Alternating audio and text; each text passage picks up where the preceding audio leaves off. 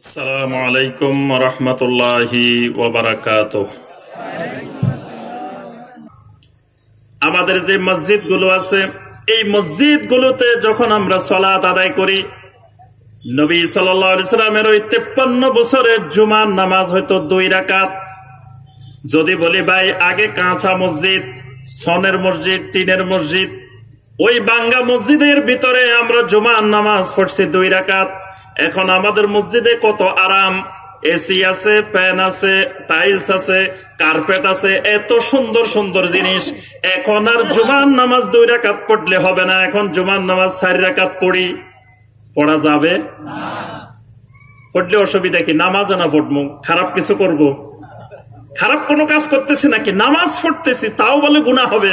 কি বলেন? গুনাহ হবে? গুনাহ তো হবে, আমও যাবে, সালাও যাবে, ইমানও যাবে, আমলও যাবে, জাহান্নামে যাওয়া লাগবে। নামাজ পড়ি জাহান্নামে যাওয়া লাগবে। একটা হলো নামাজ না পড়ি জাহান্নামে যাবে, আরেকটা হলো নামাজ পড়ি জাহান্নামে যাবে। কারণ কি? নবী সাল্লাল্লাহু আলাইহি সাল্লাম যেভাবে জুমার নামাজ ঠিক করছেন, যেই কয় রাকাত নির্ধারণ করছেন, কিয়ামত পর্যন্ত জুমার নামাজ ওই কয় রাকাত, যেই রকমের মসজিদে হোক। তাহলে মসজিদ এবাদত না, মসজিদ এবাদতের মাধ্যম, এবাদতের উপকরণ, এবাদতের জন্য, নামাজের জন্য। ওইটার সাথে সুন্নতার বেদাতের কোনো সম্পর্ক নাই। ঠিক একইভাবে প্রত্যেকটা জিনিস, মাদ্রাসা বানানো হয় দিন শিক্ষার জন্য, মাদ্রাসা দিন না। বুঝতে পারছেন? তাহলে বেদাতের দ্বিতীয় বিষয় হলো, বেদাত হতে হলে ওইটা দিনের ভিতরে, এবাদতের ভিতরে বাড়ানো কমানোর সুযোগ নাই। ওইটার সাথে বেদাতের সম্পর্ক, অন্যান্য জিনিসের সাথে বেদাতের সম্পর্ক নাই। এই পার্থক্য না বুঝলে সে বেদাত বুঝতে পারবে না, সে কবে সবই তো নতুন। 3 নম্বর জিনিস, 3 নম্বর হলো মিম্মা লা আসলা লাহু ফিশ শারঈ, মিম্মা লা আসলা লাহু ফিশ শারঈ, শরীয়তে এটার কোনো দলিল থাকবে না। বেদাতের 3 নম্বর বিষয় হলো এর কোনো দলিল প্রমাণ শরীয়তে থাকবে না। তাহলে বোঝা গেল দলিল থাকবে কিসের? সুন্নতের। বেদাতের কোনো দলিল থাকবে না। এই জন্য শাইখুল ইসলাম ইমাম ইবনে তাইমিয়া রাহিমাহুল্লাহ বেদাতের সংজ্ঞাটা দিয়েছেন এইভাবে: আল বেদাতু ফিদ্দীন হিয়া মা লাম ইয়াশরাহুল্লাহু ওয়া রাসূলুহু, আল্লাহ এবং আল্লাহ রাসূল যা প্রবর্তন করেন নাই এইরকম কিছু দ্বীনের মধ্যে করাটাই বেদাত। শাইখুল ইসলাম ইবনে তাইমিয়ার সংজ্ঞা হলো এটা। তাহলে বেদাতের 3 নম্বর বিষয় খেয়াল রাখতে হবে, বেদাতের কোনো দলিল থাকবে না, থাকবে সুন্নতের দলিল। এই জন্য আপনার যারা আহলুল বেদাহ, যারা বেদাত তৈরি করে বা বেদাতের পরিচর্যা করে, বেদাত কেন্দ্রিক জীবন যাপন করে, বেদাতি আকীদা পোষণ করে, শাইখুল ইসলাম ইবনে তাইমিয়া রাহিমাহুল্লাহ বলেন, বেদাতীদের, আহলুল বেদার সবচেয়ে বড় একটা দলিল হলো এমন কোন বেদাত তাদের মধ্যে খুঁজে পাবা না যে বেদাতের দলিল নাই তাদের কাছে। মানে প্রত্যেকটা বেদাতের দলিল আছে বেদাতির কাছে, কিন্তু সুন্নতপন্থীদের কাছে ওই বেদাতটার দলিল নেই, কিন্তু বেদাতপন্থীদের কাছে ওই বেদাতের দলিল আছে। আমার কথাটা কি বুঝাইতে পারছি? কথাটা একটু জটিল কথা। ইবনে তাইমিয়া রাহিমাহুল্লাহ বলছেন যে যত বেদাতি আছে দুনিয়াতে, ওই বেদাতির প্রত্যেকটা বেদাতের দলিল বেদাতির কাছে আছে, কিন্তু তুমি যদি আহলুস সুন্নাহ অনুসারী হও, তোমার কাছে ওটার দলিল নেই।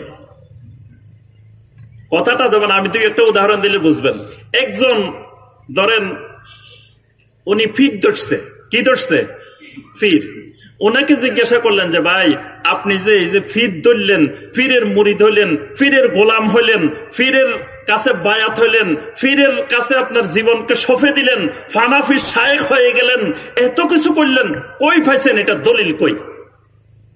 ওনার কাছে কিন্তু দলিল আছে, আপনার কাছে দলিল নাই, আমার কাছে দলিল নাই, ওনার কাছে দলিল আছে। কই দলিল পাইল? সূরা আল মায়েদার 35 নম্বর আয়াত। আল্লাহ পাক বলছেন, ইয়া আইয়ুহাল্লাযীনা আমানুত্তাকুল্লাহা ওয়াবতাগু ইলাইহিল ওয়াসিলাহ, ওয়াবতাগু ইলাইহিল ওয়াসিলা। দেখো আল্লাহ বলছে ওসিলা ধরার জন্য, আমার পীর আমার ওসিলা। এই তো এর কাছে দলিল আছে, কি বলেন? এটাই শাইখুল ইসলাম ইবনে তাইমিয়া রাহমাহুল্লাহ বলেন, বেদাতের বৈশিষ্ট্য হলো সে তার বেদাতের পক্ষে ওই কাজটার সাথে মিল থাকুক আর না থাকুক, সে একটা দলিল আনি দাঁড় করাই দিবে। মানে মিলুক আর না মিলুক, সম্পর্ক থাকুক আর না থাকুক, সে আয়াত একটা আনি এটা সপক্ষে দাঁড় করাই দিবে, হাদিস একটা আনি এটা সপক্ষে দাঁড় করাই দিবে। এই জন্য আপনি বেদাতের সাথে যখন কথা বলবেন, দেখবেন হের বেদাতের সব বেদাতের দলিল আছে, কিন্তু একটা দলিলও ওর বেদাতের সাথে দলিলের কোনো সম্পর্ক নেই, দূরতম সম্পর্ক নেই। এখানে সে ফিতরার দলিল বানায় ফেলছে। কি দলিল? ওয়াবতাগু ইলাইহিল ওয়াসিলা। অথচ ওয়াবতাগু ইলাইহিল ওয়াসিলার সাথে এই কাজের কোনো সম্পর্ক, দূরতম সম্পর্ক নাই, নিকটতম তো দূরের কথা। একজন বলতেছে, শোনো ভাই, আল্লাহ রসুল মারা যায় নাই, রাসূল জিন্দা। তো ভালো কথা। আমি জিজ্ঞাসা করি, ভাইজান দলিল পাইছেন কই? আল্লাহ রসুল জিন্দা বুঝলেন কেমনে? কই মিয়া দেখো, আল্লাহ রসুল সাল্লাল্লাহু আলাইহি ওয়াসাল্লামকে প্রতিদিন কবরের মধ্যে মানুষকে দেখানো হয়, দেখায় প্রশ্ন করা হয়, মা হাজার রাজুল, এই লোকটা কে? তাহলে এই টাঙ্গাইলে একজন মানুষ মারা গেছে, তাকে দাফন করা হয়েছে, এখানে টাঙ্গাইলে বর্ণি গ্রামে দেখানো হচ্ছে আল্লাহ রসুলকে, যে তাকে কবরের মধ্যে বলা হচ্ছে এই লোকটাকে। তাহলে রাসূল তো বর্ণিতেও আছে, আছে না? কি বলেন? তাহলে 24 ঘন্টা মানুষ মারা যাচ্ছে সারা পৃথিবীতে, আল্লাহ রসুল সারা পৃথিবীতে আছেন সব জায়গায়, এটা দলিল পাওয়া গেছে। এমনকি আর আমাদের বাংলাদেশের অনেক হুজুরের জানাজায়ও আল্লাহ রসুল হাজির হয়, এটা শুনছেন না? ওরে শুনে নাই বলে। বাংলাদেশের অনেক পীর সাহেব মারা গেছেন, ওনাদের জানাজায় আল্লাহ রসুল এসে গেছে এবং তারা দেখছে, এবং এইগুলাই বয়ান করে যে তারা দেখছেন যে আল্লাহ রসুল সাল্লাল্লাহু আলাইহি ওয়াসাল্লাম জানাজা আসছে। তা আমি বলি যে ভাই, জানাজা আসছেন আপনারা দেখছেন, তো রাসূলুল্লাহ সাল্লাল্লাহু আলাইহি ওয়াসাল্লাম যেখানে আসবেন, হাজির হবেন, সেখানে সমস্ত নবীদের ইমামতি ক্যান্সেল হয়ে যায়, আপনাদের ইমামতি বৈধ থাকলো কেমনে? কারণ ওনার জানাজা পড়াইবো কে? আল্লাহ রসুল পড়াইবো। যেখানে রাসূল এসে গেছে সেখানে অন্য কেউ যদি ইমামতি করে, সে বেয়াদবি করলো না? রাসূলের শানে কত বড় বেয়াদবি। তারা দেখছে যে জানাজা আল্লাহ রসুল হাজির হয়েছে, তো ইমামতি করবো কে? আল্লাহ রসুল সাল্লাল্লাহু আলাইহি ওয়াসাল্লাম। হেরা ইমামতি করলো কেমনে? রাসূলের শানে বেয়াদবি করছে, যে রাসূলের ইমামতি হেরা করে বসে রয়েছে। তাহলে আমি যে কথাটা বলতেছিলাম, এই যে মা হাজার রাজুল কবরে প্রশ্ন করা হয়, এই মা হাজার রাজুলটার অর্থ হলো কোন ব্যক্তি হাজির থাকা জরুরি না। আপনি এখানে আছেন, একজন মানুষ আমেরিকা আছে, আপনাকে আমি জিজ্ঞাসা করলাম, মা হাজার রাজুল আব্দুল করিম, ওই যে আব্দুল করিম আছে আমেরিকা থাকে, তার সম্পর্কে তুমি কি জানো? আব্দুল করিম এখানে থাকা জরুরি না, এটা আরবি ভাষার একটা বাগধারা, মা হাজার রাজুল। কিন্তু দেখেন, এটা দিয়ে দলিল বানায় ফেলছে যে আল্লাহ রসুল সব জায়গায় হাজির নাজির। একজন কয়, আল্লাহ পাক বলছেন, ওয়ালা তাকুলু লিমান ইউকতালু ফি সাবিলিল্লাহি আমওয়াত, যারা আল্লাহর রাস্তায় মারা যায় তাদেরকে মৃত বলিও না। তো কয়েকজন শহীদ যদি না মরে, আল্লাহ রসুল কেমনে মারা যায়? দলিল দেখেন, দলিলের অবস্থা দেখেন। এইভাবে আমি যে কথাটা বলতেছিলাম, একজন বেদাতের কাছে প্রত্যেক বেদাতের দলিল থাকে, এটা বেদাতের বৈশিষ্ট্য। আর আহলুস সুন্নাহর বৈশিষ্ট্য হলো তাদের কাছে সুন্নতের দলিল থাকে, বেদাতের কোনো দলিল থাকে না। এই জন্য কেউ যদি বলে যে এই মিয়া এটা যে বেদাত কই পাইছো, এটা দলিল দেখাও, এটার কোনো দলিল দেওয়া কি যাবে? এটা দলিল নেই, এই জন্য তো বেদাত। এটার যদি দলিলই থাকতো তো এটা তো বেদাত হতো না, এটা হয়ে যেত কি? সুন্নত। এটার যদি দলিল পাওয়া যেত, এটা হয়ে যেত সুন্নত।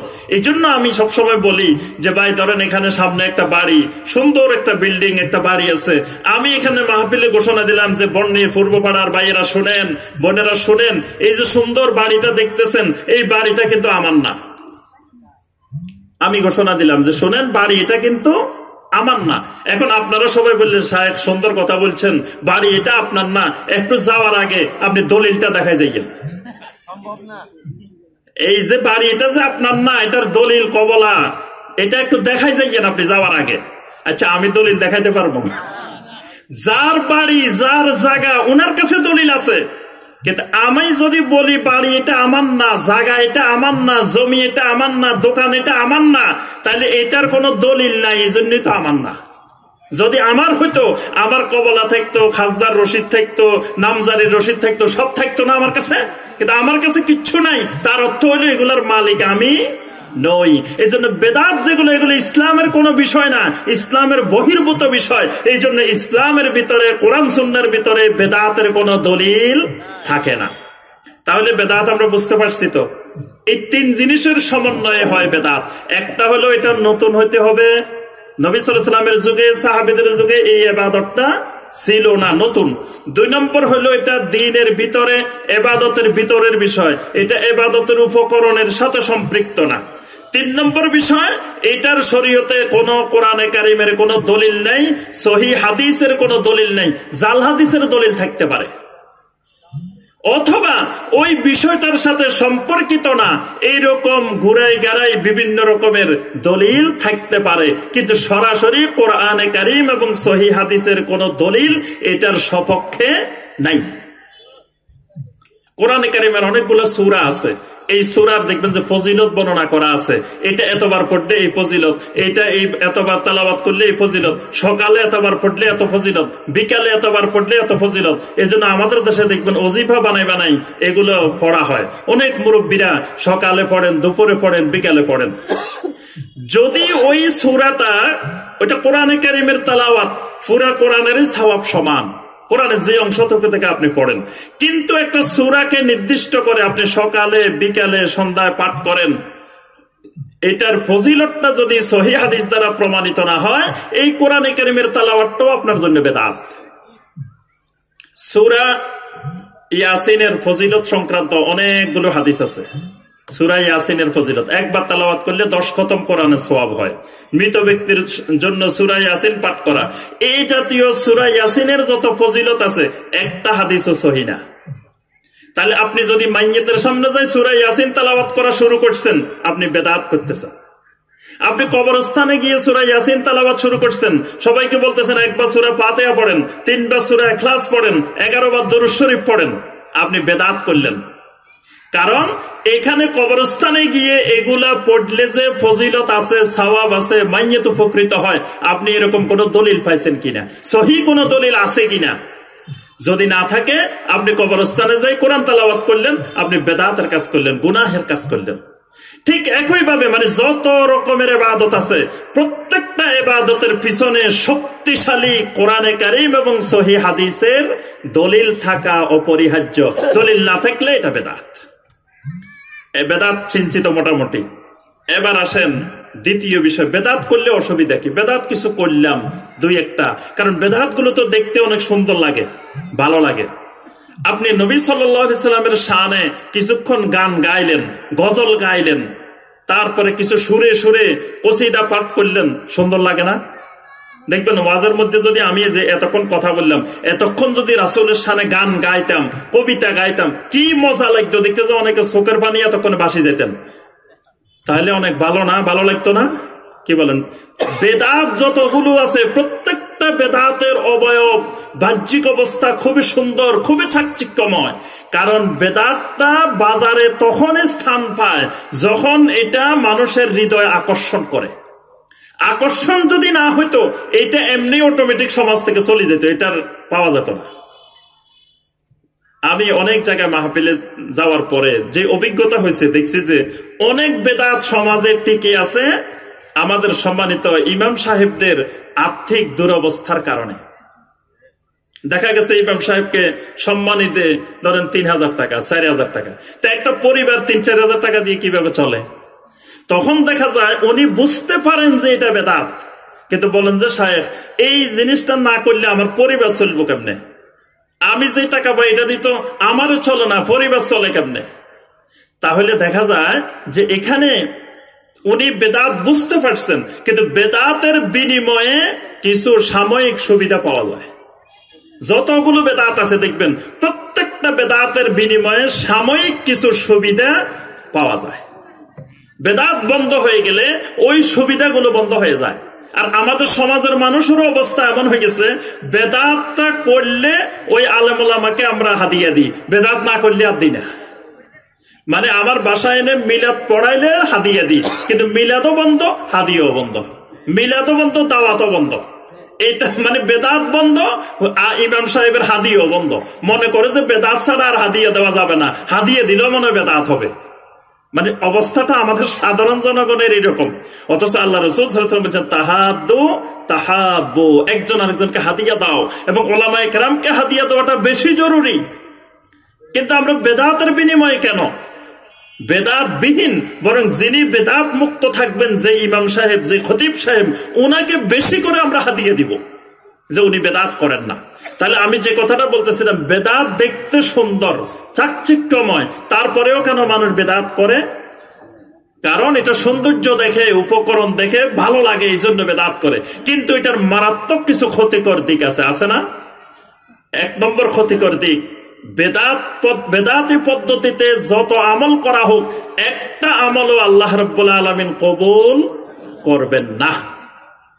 বেদাতি পদ্ধতিতে নবী সাল্লাল্লাহু আলাইহি ওয়াসাল্লামের সুন্নতের বাহিরে যত আমল করা হোক, একটা আমলও আল্লাহ রাব্বুল আলামিনের কাছে কবুল হবে না। তাহলে আমি বেদাত ছাড়তে বাধ্য, যদি চাই আমার আমলটা আমার আল্লাহর কাছে কবুল হোক। নবী সাল্লাল্লাহু আলাইহি ওয়াসাল্লাম স্পষ্ট বলেছেন, মান আমিলা আমালান লাইসা আলাইহি আমরুনা ফাহুয়া রাদ্দুন। আমি নবী যেই পদ্ধতিতে যেভাবে করেছি, এইভাবে যদি কোনো আমল করা না হয়, আমার সাহাবীদের মতো যদি করা না হয়, ফাহুয়া রাদ্দুন, এটা বাতিল, এটা প্রত্যাখ্যাত। তাহলে আমি বস্তায় বস্তায় টাকে আমল করলাম, কিন্তু সেটা সুন্নত পদ্ধতিতে হয় নাই। কিয়ামতের ময়দানে যাই দেখবো হাবা মানসুরা, সব উড়িয়ে চলে গেছে বালুর মতো, ধুলাবালির মতো, আমার আমলনামায় কিছুই নাই। তাহলে আমাকে অবশ্যই বেদাত ছাড়া লাগবে, যদি আমলটা আল্লাহর কাছে গ্রহণযোগ্য করতে হয়।